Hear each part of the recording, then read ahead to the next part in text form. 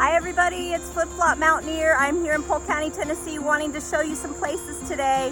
Right behind me is Parksville Lake, and then behind me where the mountains are, you see where the trucks are going by, that is Highway 64, and that is where the whitewater rafting is here in Polk County, Tennessee, as well as some great fishing. So there is the Ocoee Lake, the Ocoee River, and then the Ocoee River connects to this lake behind me.